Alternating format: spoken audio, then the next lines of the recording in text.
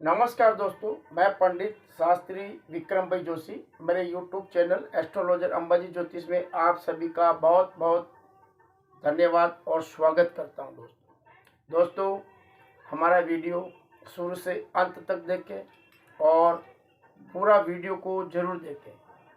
Video को शुरू से अंत तक देखोगे तो आपकी हर समस्या का समाधान आपको वीडियो में ही मिल जाएगा कि मुझे क्या समस्या है और कैसे मेरी समस्या को दूर करवाना। तो दोस्तों, आज मैं मेरे इस वीडियो में आपको बताऊंगा कि घर की कोई भी परेशानी या कोई भी घर की कष्ट और पीड़ा, यानी घर में दुख जो आ रखा है, यानी घर में कोई ऐसी नेगेटिविटी आ रखी है, जैसे घर में सुख शांति नहीं है, अशांति है और घर में इतनी दरिद्रता आ चुकी है कि हम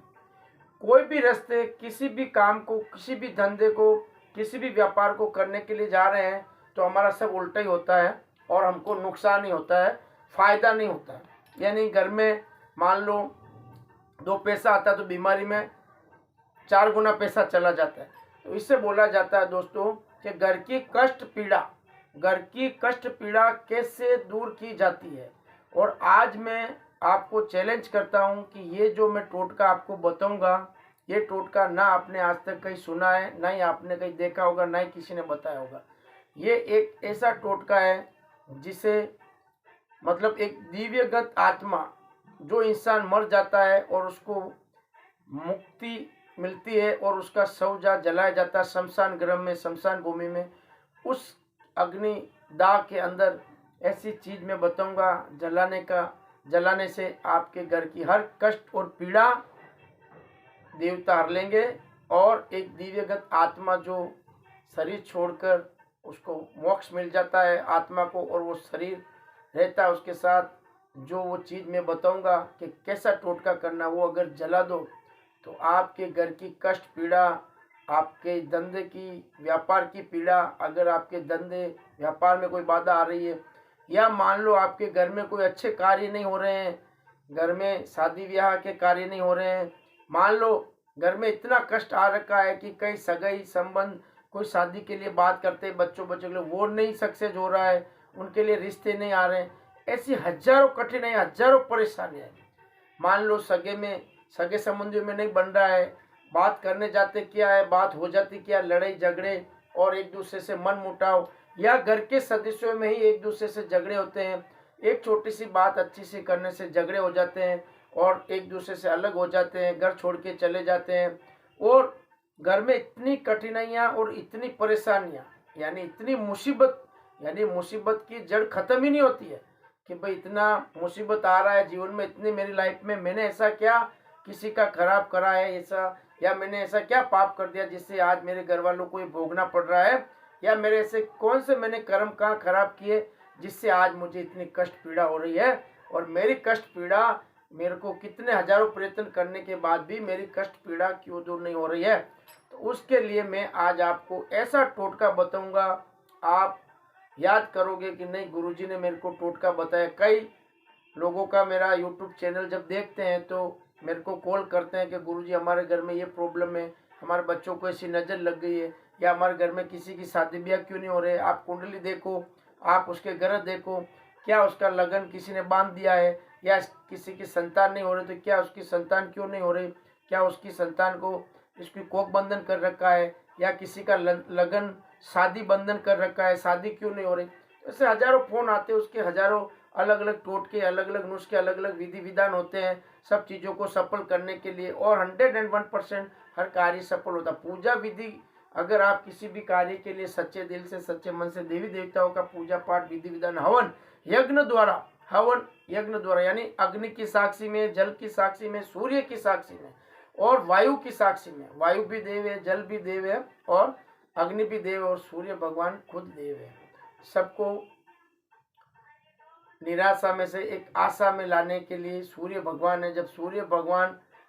अपने जीवन में उजाला कर, जैसे पूरी दुनिया को वो उजाला देते हैं और पूरी दुनिया को चमकाए रखते हैं, इसी तरह से सूर्य की साक्षी में, अग्नि की साक्षी यानी हवन यज्ञ हम करते हैं अग्नि की साक्षी में, और जल यानी संकल्प जो करते हैं, जिस तरह से ऐसे संकल्प करते हैं, जल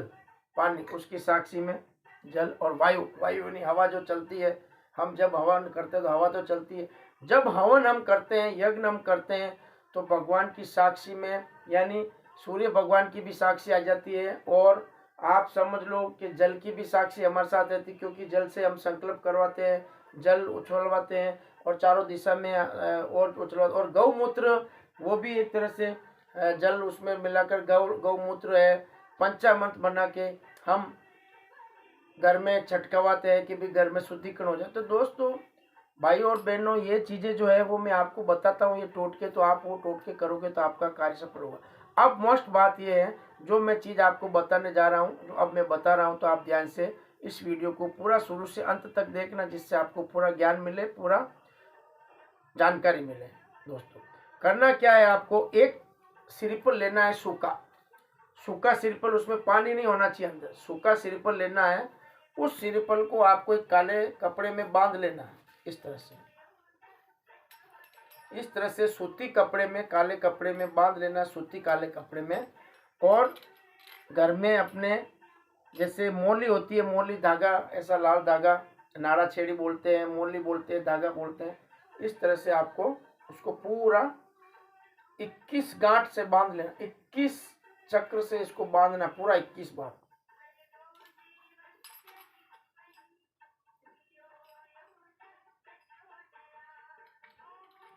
इस तरह से आपको इसको 21 बार धागे से आपको पूरा बांध लेना। दोस्तों, अब मैं आपको बताऊंगा, ये आप कभी भी करके अपने घर में ये चीज़ रख सकते हो, और आप इस चीज़ को शमशान में जाके कर सकते हो। इसमें आपको कोई भी नुकसान नहीं होगा, कोई भी आड़ असर नहीं होगा, उल्टा आपके घर का कोई कष्ट पीड़ा होगा तो वो दिव्यगत आत्मा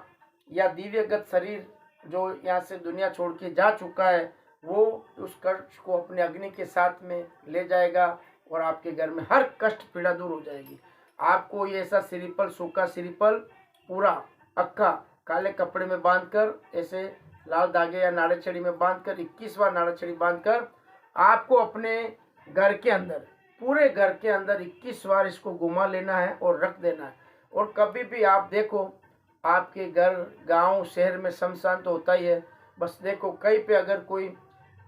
इंसान गुजर जाता है तो आप शमशान भूमि में जाकर वहाँ देख सकते हो कि भाई, या इसको लेके जा सकते हो अपने घर में 21 बार घुमा के,